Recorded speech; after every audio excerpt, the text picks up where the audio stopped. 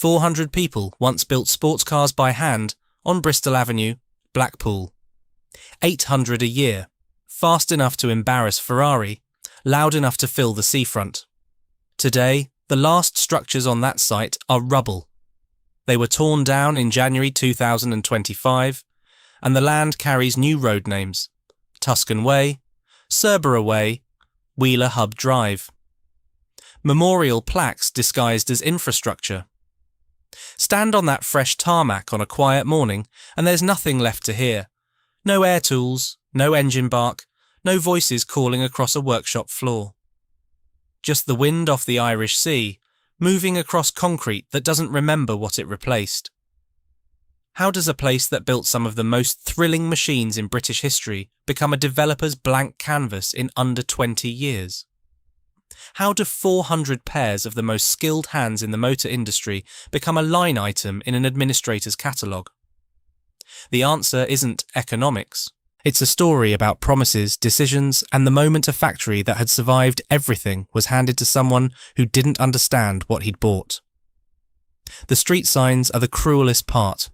Tuscan Way, Cerberus Way, Wheeler Hub Drive. Someone on the planning committee thought it would be a nice gesture, naming the new roads after the machines that used to scream down them, and perhaps it was meant kindly. But stand on that fresh tarmac in Blackpool, on the plot where Bristol Avenue's last remaining structures were torn down in late January 2025, and what you feel isn't tribute. It's erasure dressed up as remembrance. Memorial plaques disguised as infrastructure. Because this ground remembers something the street signs can't hold. It remembers the weight of fiberglass moulds stacked against corrugated walls, the chemical bite of hot resin on a winter morning, the thunder of hand-built V8 engines being fired for the first time, a sound so physical it didn't just fill the workshop, it pressed against your chest. And underneath all of it, carried on the salt wind off the Irish Sea, the particular smell of a place where ordinary working people did something audacious. They built sports cars, by hand, in a seaside town. Cars that could outrun a Porsche before breakfast and terrify a Ferrari owner before lunch. You won't find much left now. That's what anyone who's been back will tell you. The works that once sprawled across Bristol Avenue, 14,000 square metres of organised chaos, of body shells and trim benches and engine bays, and the constant human noise of people who knew what they were doing, has been replaced by rows of neat new industrial units. Clean, quiet, polite. The kind of buildings that don't make anything famous. But the ground knows. Beneath the fresh concrete and the developer's landscaping, the soil is still laced with fiberglass dust and resin and decades of something that mattered. And if you listen, really listen, on a still morning before the traffic picks up, you can almost hear the echo of what used to be here. The rattle of air tools, the hiss of a spray booth, the low building growl of an engine catching its first breath. Almost. This is the story of how that noise was made, and how it was silenced, not by market forces or the tidy inevitability that economists prefer, but by decisions, by promises, by a young man's money and an old man's trust, by the slow sickening process of watching a community's skills treated as disposable, first through uncertainty, then through outsourcing plans, then through corporate fragmentation, receivership, and finally, the physical erasure of the place itself. It starts, as most things worth mourning do, with someone who built something from nothing. Blackpool is a contradiction, and it always has been. A pleasure town built on work. A resort whose famous illuminations and roller coasters and kiss-me-quick hats disguise the fact that people here have always grafted. In the hotels, on the piers, behind the counters of 1,000 boarding houses that once catered to the factory workers of Lancashire on their annual week off. It's not where you'd expect to find a sports car manufacturer. That's the point. TVR didn't emerge from the genteel shires of the English South or the engineering corridors of the Midlands. It came from the same Lancashire grit that built cotton mills and seaside empires. A place where you made do with what you had and got on with it. The workshop culture here wasn't theoretical, it was inherited, passed down through generations of people who could fix things, fabricate things, make things work when they had no right to. And it was in this world, Blackpool's world of small workshops and practical hands, that a young man named Trevor Wilkinson set up shop. The year was 1947, post-war Britain, a country still rationed, still bruised, still finding its feet. Wilkinson established Trevcar Motors in an old wheelwright's workshop, the kind of space that smelled of wood shavings and iron filings and the ghost of horse-drawn commerce. He wasn't building sports cars, not yet. He was doing general engineering work, fixing, fabricating, surviving. The ambition came later, the way it does when someone with skilled hands and a restless mind starts wondering what else those hands might do. By 1949, Wilkinson had his answer. The first TVR chassis, if you could call it that, was a thing of magnificent improvisation. A Ford side-valve engine. A suspension cobbled together from whatever components he could source in a Britain where materials were scarce and ingenuity was the only currency that never ran short. It wasn't elegant. It wasn't refined. It was a gamble built by hand, held together by conviction, and it carried the DNA of everything TVR would become. Fast, uncompromising, and assembled with a cheerful disregard for the way things were supposed to be done. The name itself tells you what you need to know. TVR, 3 letters pulled from Trevor. No marketing agency, no brand consultancy. Just a man stamping his name on something he'd made with his own hands. But a founder alone doesn't build a lineage. What matters, what always matters in stories like this, is who stands beside him. And the first person to stand beside Trevor Wilkinson was a man named Jack Pickard. Pickard was Wilkinson's first employee, and he became something more important than that. He became the keeper of the standard, a perfectionist, by every account.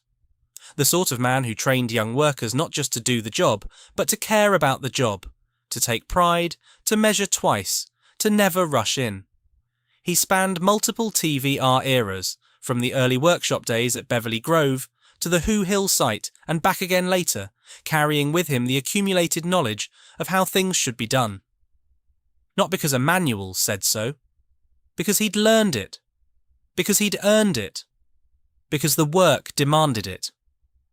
This is the thread that runs through everything that follows.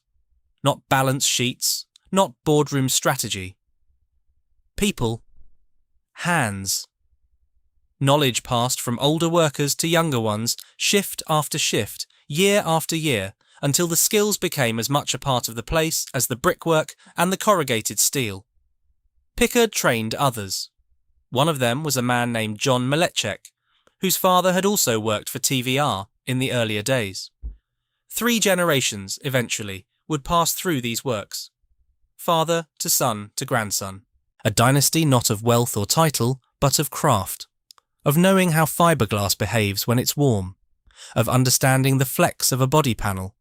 Of feeling when a door hangs right. That's what was being built in Blackpool. Not just cars, a tradition. By 1970, TVR had outgrown its Hoo Hill premises. Output had risen to between 5 and 8 cars per week.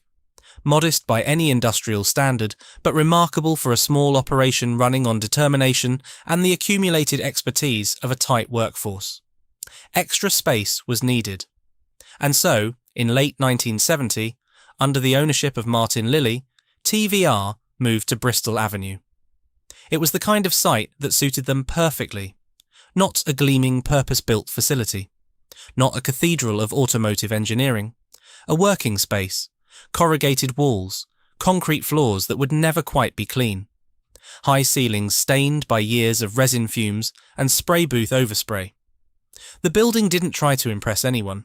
It didn't need to. What happened inside it would do that. Bristol Avenue became the stage. Every drama that followed, the golden years, the anxious years, the final silence, would play out within these walls and on this stretch of Lancashire tarmac. If you wanted to understand TVR, you came here. If you wanted to understand what Britain lost, you started here. The 1970s tested the place. A factory fire in 1975 disrupted production, the kind of catastrophe that kills smaller operations outright. TVR survived it. They always survived. Dedicated staff, improvised solutions, the sheer stubbornness of people who refused to accept that the thing they'd built could be taken from them by bad luck. The fire scarred the works, but it didn't break the workers. They came back, they rebuilt, they carried on. But survival isn't the same as thriving, and by the early 1980s, TVR was in financial trouble again. The company needed something it had never quite managed to find. An owner with both the money to invest and the instinct to understand what made this place different from every other car company in Britain. What it got was Peter Wheeler. And the way he arrived tells you everything about the kind of man he was. Wheeler was a chemical engineer, a businessman, not a car manufacturer. He owned a TVR Time R Turbo, a handsome thing with a personality that matched the brand's reputation for being, shall we say, demanding of its owner's attention. The car kept going wrong, kept returning to the Bristol Avenue works for repairs. And each time Wheeler drove up from his home, he got to know the people inside, the trimmers, the fitters, the engineers who could diagnose a rattle by ear alone. He saw what they could do. He saw, too, that they were financially strapped, talented people making extraordinary things in a company that couldn't quite keep the lights on, so he tried to help. He offered financial support.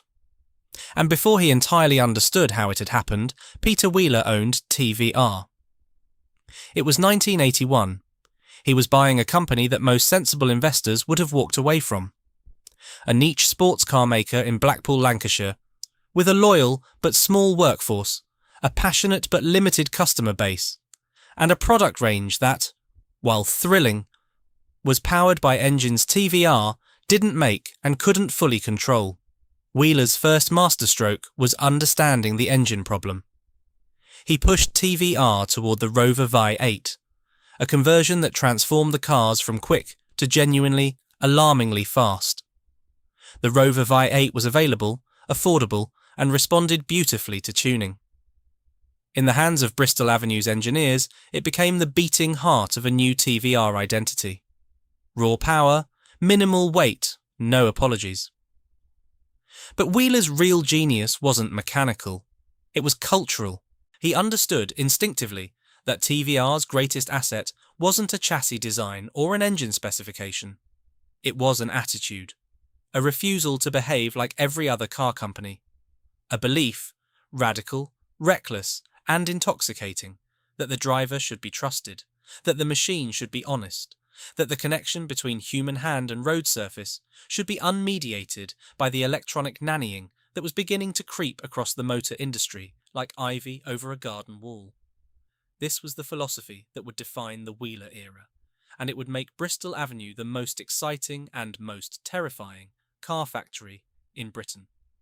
To understand what Bristol Avenue became under Peter Wheeler, you have to understand what it felt like. Not the business strategy, not the product plan, the feel of the place. Imagine walking through those gates on a Tuesday morning in the mid-1990s. The first thing that hits you is the smell. Fiberglass resin, sweet, chemical, faintly acrid, hanging in the air like a permanent weather system. Underneath it, the sharper note of catalyzed polyester and the warm, oily scent of engines being assembled. This isn't a sanitized production line. This is a workshop. A big one, yes, 14,000 square meters by the time it reached capacity, but a workshop nonetheless. You can see the work, you can touch the work. There are body shells at various stages of completion propped on stands, their curves still rough from the mould, waiting for hands to finish them. Trimming benches where leather is cut and stitched not by machine, but by people who've been doing it long enough to know the difference between adequate and right. Engine bays where V8s are mated to gearboxes with the concentrated attention of someone performing surgery, not assembly. The floor vibrates, not from some vast automated press line, TVR never had one, but from the cumulative hum of air tools, extraction fans, the occasional bark of an engine being tested. And through it all, the sound of people talking, calling out to each other across the workshop, arguing about the right way to route a wiring loom, laughing about something that happened in the pub last night. This was a place where the workforce wasn't a line item on a spreadsheet. They were the company. Their hands were the production line. Their knowledge was the quality control system. If you visited during the Wheeler years, and people did regularly because TVR was one of the few car makers in Britain that actually let enthusiasts walk through the works, you might encounter something that would be unthinkable at any other automotive manufacturer. A dog. Peter Wheeler's dog, Ned, roaming the factory floor with the easy confidence of an animal who understood he outranked most of the humans present. The Ned story has become legend, and like all legends, its details shift slightly with each telling. But TVR's own account gives you the version that matters. Wheeler's dog bit a polystyrene model during the development of the Chimera, and Wheeler, with the deadpan pragmatism that defined his entire tenure, looked at the bite marks and decided they improved the design. The indentations were incorporated into the indicator recesses. A dog had more influence on TVR's styling than any focus group, market research panel, or consumer trend analysis ever would. It's a funny story. It's also a true one by TVR's own telling. And it captures something essential about what Bristol Avenue was during the Wheeler era, a place where instinct mattered more than process, where a good idea was a good idea regardless of where it came from, even if it came from a set of canine teeth embedded in polystyrene. This was the culture that built the Griffith. 1990, the Birmingham Motor Show. TVR unveiled the Griffith, and the response was unlike anything the company had experienced. The car was a thing of violent beauty, muscular, curvaceous, minimal in a way that made contemporary rivals look cluttered and apologetic. Underneath the sculpted fiberglass sat a tuned Rover V8, and the combination of negligible weight and substantial power produced something that didn't just perform well on paper. It performed well in the gut.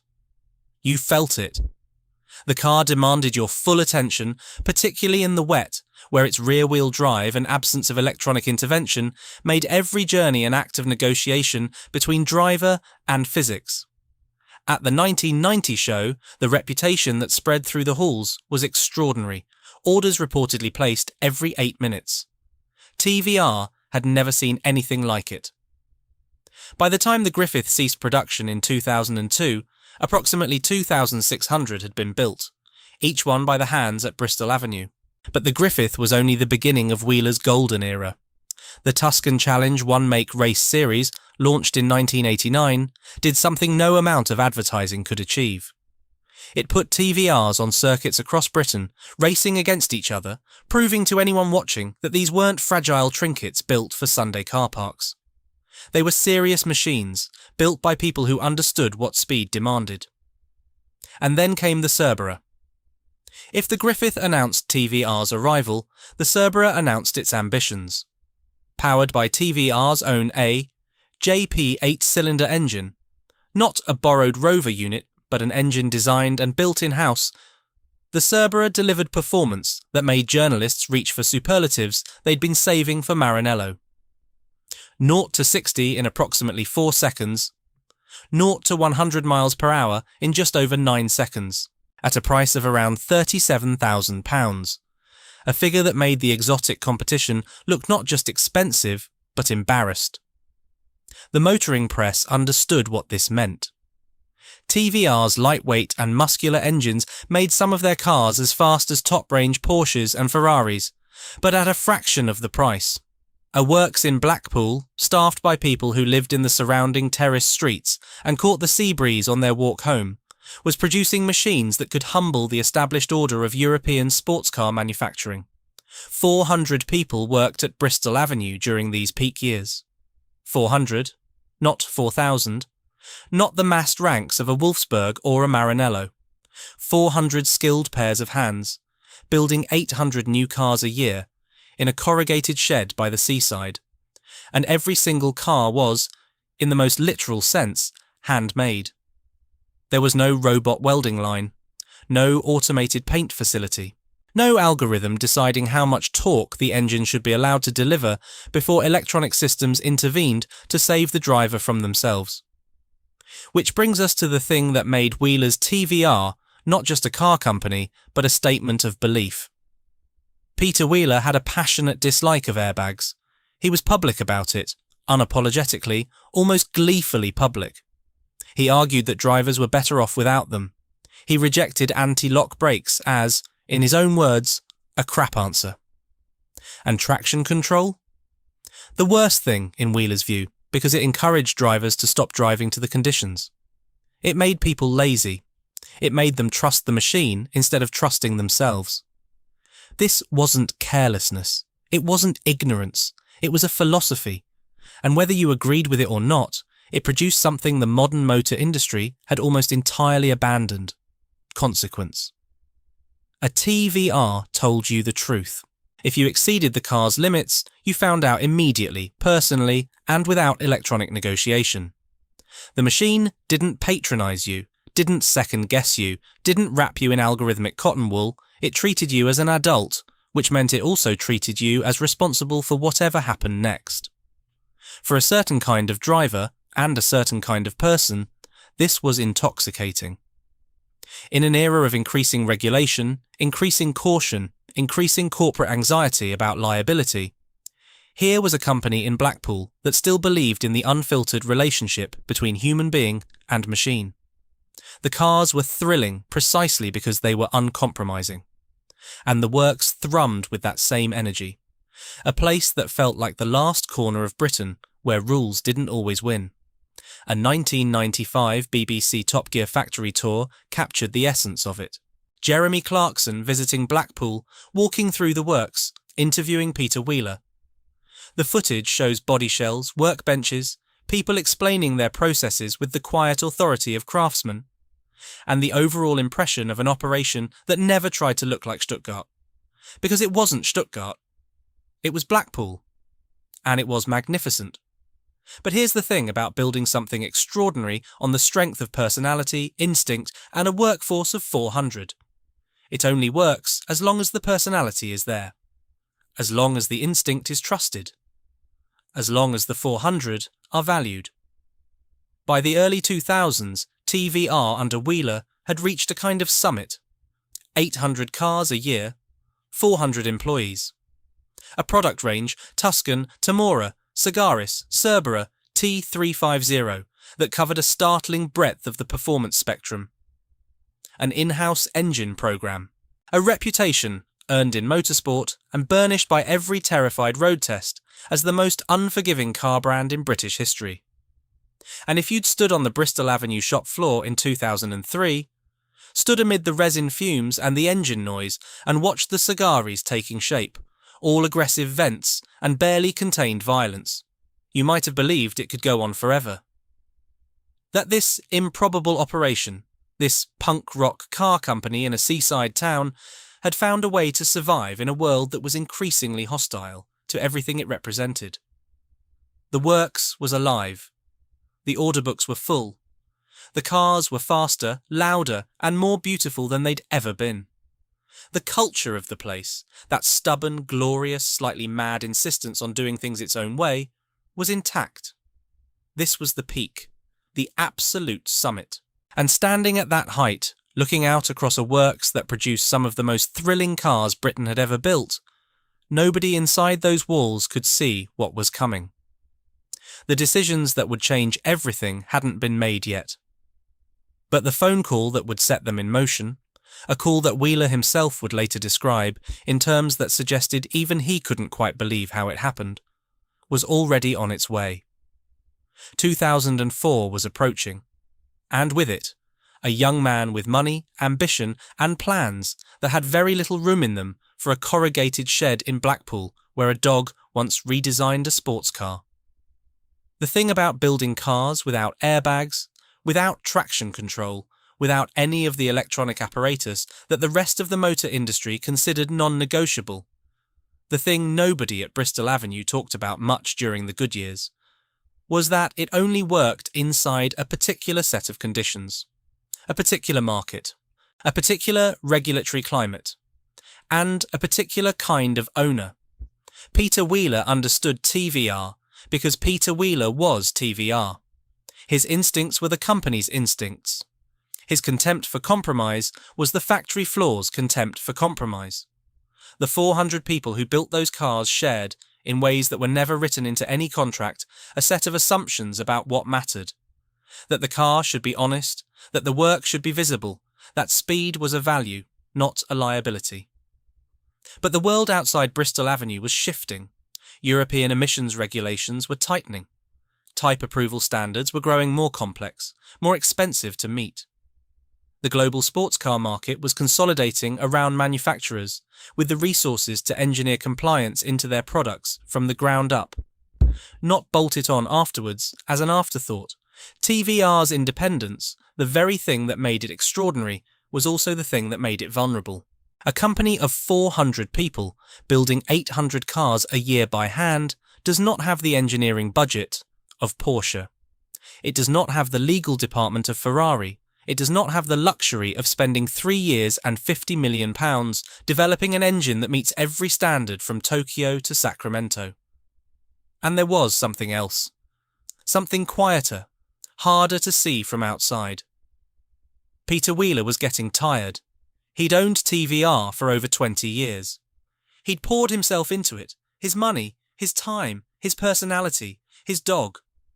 The company bore his fingerprints on every surface, but fingerprints fade, energy fades, and by the early 2000s, Wheeler was beginning to think about what came next. What came next arrived on the 27th of July 2004, and it arrived in a way that, even by TVR's standards for the improbable, was difficult to credit. The story, as Wheeler later told it, had the quality of a parable. The kind of thing you'd dismiss as invention if it didn't come from the man himself. A misdirected phone call. An inquiry that was meant for someone else. And at the other end of the line, a young Russian named Nikolai Smolenski, 24 years old, with money and an appetite for British sports cars. Wheeler took the call. Conversations followed. And within what seemed, to those watching from outside, an almost impossibly short time, the deal was done. Money arrived. Ownership transferred. On the 27th of July 2004, TVR confirmed that a 100% shareholding had been purchased by Nikolai Smolenski. The holding statement was carefully constructed. It spoke of plans to continue trading, of heavy investment, of global expansion. Peter Wheeler, the statement confirmed, would remain as a senior consultant. The language was reassuring, professional, forward-looking. It promised continuity. It promised ambition. It promised that the thing Bristol Avenue had built would not only survive, but grow. 400 employees. 800 cars per year. A reported purchase price of close to £15 million. And a new owner who spoke with apparent conviction about taking TVR to the world. The British press reacted the way the British press reacts to anything involving a young Russian and a large sum of money. The Independence coverage used the phrase baby oligarch. It was tabloid shorthand, vivid, reductive, and impossible to unhear once printed. Whether it was fair or not, it attached itself to Smolenski like a shadow, colouring every subsequent decision he made in the public eye with a faint wash of suspicion. But suspicion isn't evidence. And in the months that followed the takeover, there were genuine signs that Smolenski intended to modernise TVR rather than strip it. He announced a heads of agreement with Ricardo, the respected engineering consultancy, to develop the Speed 6 engine toward Euro 5 compliance.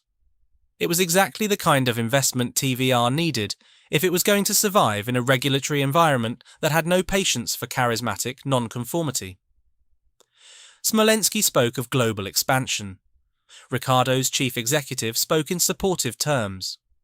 On paper, this looked like a serious plan by a serious owner to carry TVR into the future. The tension, though, was already there. Embedded in the structure of the deal itself was a detail that would matter enormously later. Peter Wheeler had sold the company, but the Bristol Avenue factory was not part of the sale. Wheeler owned the site. He leased it. The new owner of TVR did not own the place where TVR was made. And within the workforce, anxiety was taking root. After the takeover, the Transport and General Workers Union sought recognition at the Blackpool site. an act that tells you something about the atmosphere inside the works. When workers who've spent years operating on informal trust suddenly feel the need for formal union representation, something in the air has changed. The old understanding, the unwritten contract between Wheeler and his people, was no longer in force. A new owner meant new rules. And nobody on the shop floor was entirely sure what those rules were. The last time Bristol Avenue truly roared, the last time the culture of the place expressed itself at full volume, was July 2006. Back home! That's what they called it. The TVR Car Club's annual pilgrimage to Blackpool, and in 2006 it was a spectacle that would break your heart if you knew what was coming. Over 400 TVRs parked along the promenade. Over 600 members visiting the factory. A convoy of more than 130 cars rumbling through the streets of Blackpool. A noise so deep, so full-throated, so gloriously unnecessary that it turned heads for miles. The Speed 12 appeared. Tuscan Challenge racers ran. A 1962 Le Mans Grand Tourer, freshly returned from the Le Mans Classic, was there to connect the present to the past. Even Smolenski was present, standing among the faithful.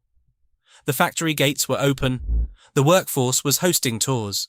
Members were walking the same floors where their cars had been born, touching the moulds, watching the work, shaking hands with the people whose skill they'd been trusting with their lives every time they turned a key. It was a festival, a celebration of everything TVR had been, and, the gathered crowd believed, everything it would continue to be. It was also, though nobody there could know it, a wake. Because the decisions had already been made, the consultations had already begun, and the clock that would count down the final months of TVR's Blackpool life was already running. Back home 2006. 400 cars gleaming in the July sun. 600 people walking through a factory that would be empty before Christmas. The last summer. 3 months later, the announcement came.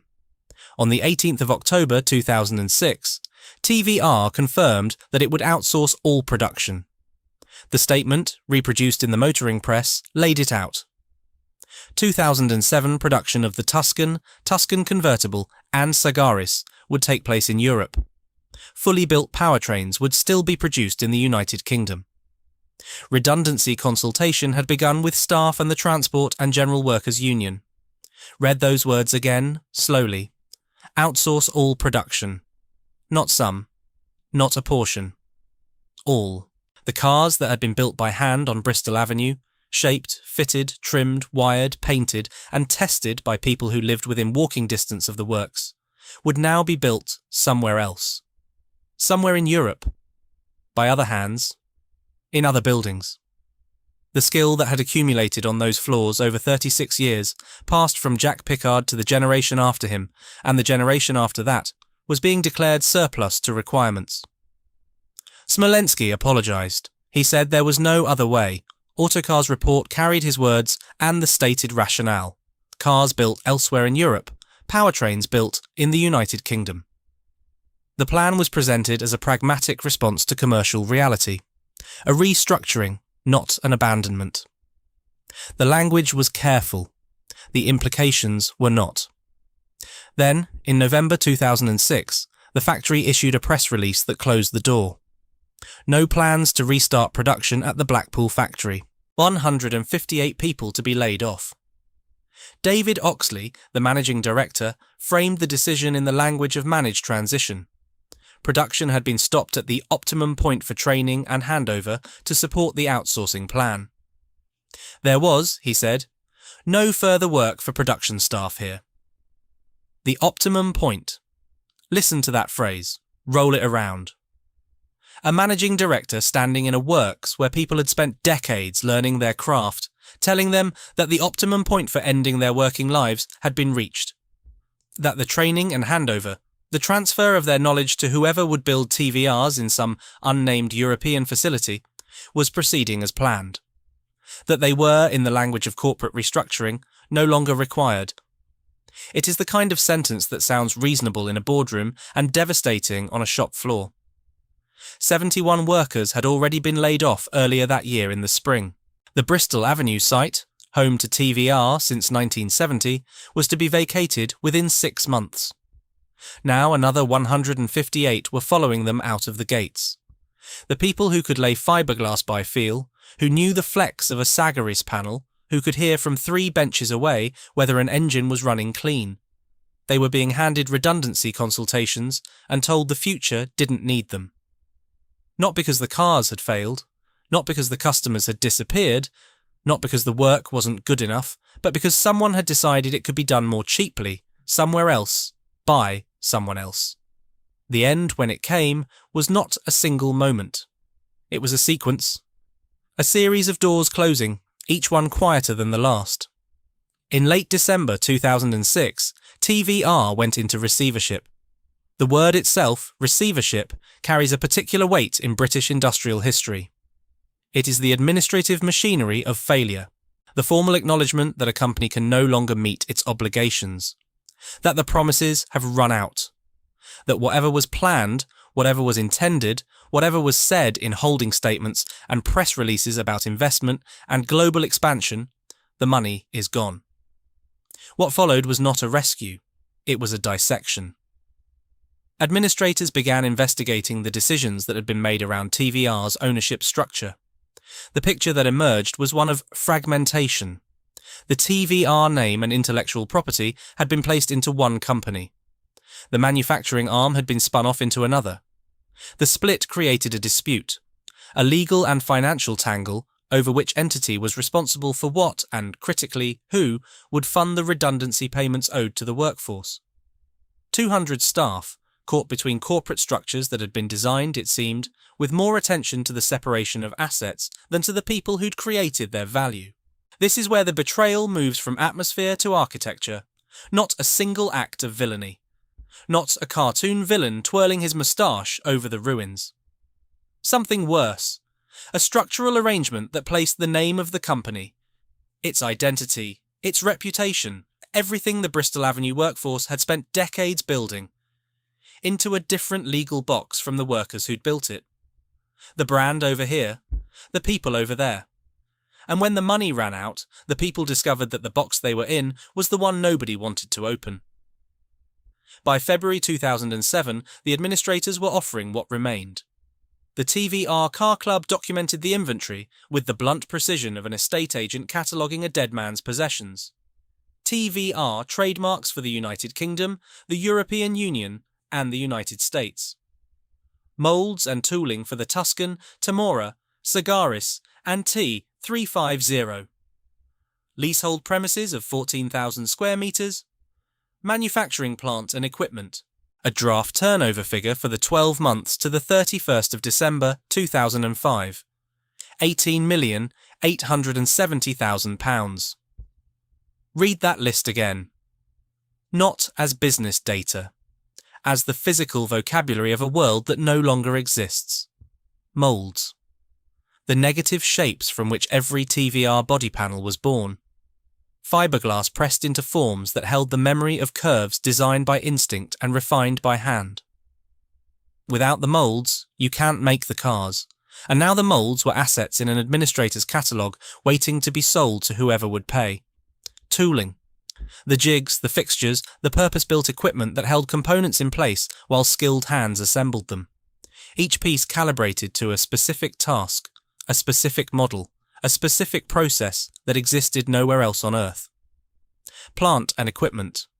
The spray booths, the engine stands, the trim benches, the wiring stations, the infrastructure of hand-built manufacturing, not the kind of equipment you can ship to a warehouse in Europe and expect to produce the same results. This equipment worked because of the people who operated it. Separate the two, and you have metal and concrete. Nothing more. 14,000 square metres of leasehold premises. The factory itself.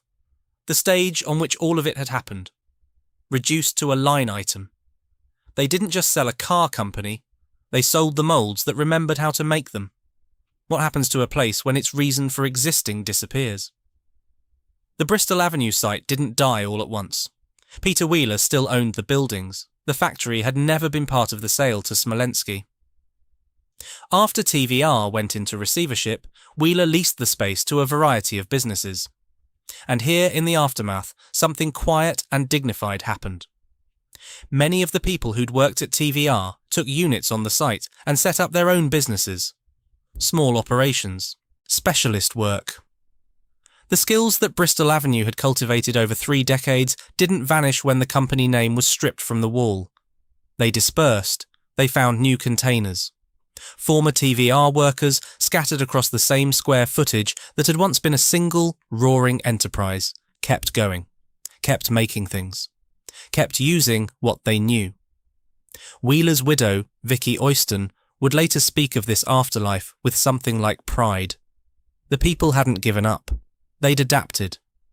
In the hollowed-out shell of the works, they'd built small worlds of their own. It wasn't TVR, but it was the next best thing, the human residue of a culture that refused to disappear entirely. But buildings have lifespans, especially buildings that were never meant to be monuments. By 2022, visitors to Bristol Avenue reported that you wouldn't find much left of the old works. The site was being replaced by rows of neat new industrial units. The corrugated walls that had absorbed decades of resin fumes and engine noise were coming down. The concrete floors where the Griffith and the Cerbera and the Saggeries had taken their first steps were being broken up. The archaeology of handmade speed, layer by layer, was being removed. And then, in late January 2025, the last remaining structures were torn down. The site moved toward redevelopment. Fresh tarmac, clean curbs, new road names, Wheeler Hub Drive, Tuscan Way, Cerbera Way. The developer's gesture toward the past. Street signs carrying the names of a dead man and the machines his people once built. It would be easy to call this a tribute. Perhaps it's meant as one.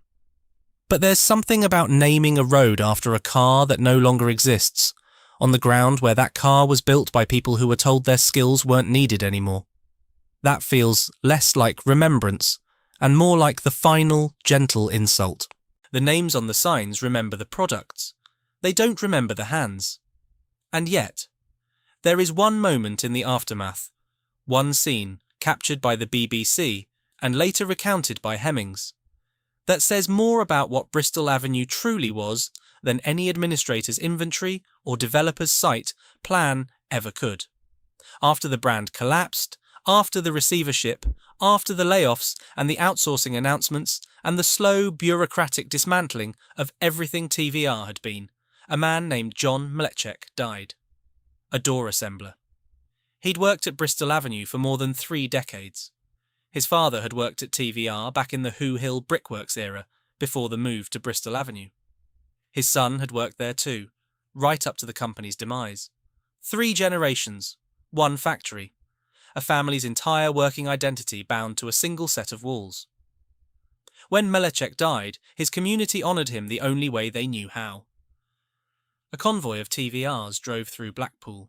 The cars he'd helped build, the doors he'd hung, the panels he'd fitted, the machines that bore the invisible mark of his hands, rumbled through the streets in a procession that was part funeral, part celebration, and entirely, unmistakably, an act of love. Think about that. The company was gone. The factory was hollowed out. The administrators had catalogued the moulds and the tooling and the trademarks and moved on to the next receivership. But the cars were still here, and the people who'd built them were still here. And when one of their own died, they gathered the machines and they drove. That convoy is the moral centre of this story. Not the boardroom promises, not the holding statements, not the outsourcing rationale or the optimum points for training and handover. A community of makers honouring one of their own with the things he made. Skills, pride and identity, passed from father to son to grandson, then cut off, but not forgotten. Never forgotten. Not by the people who were there.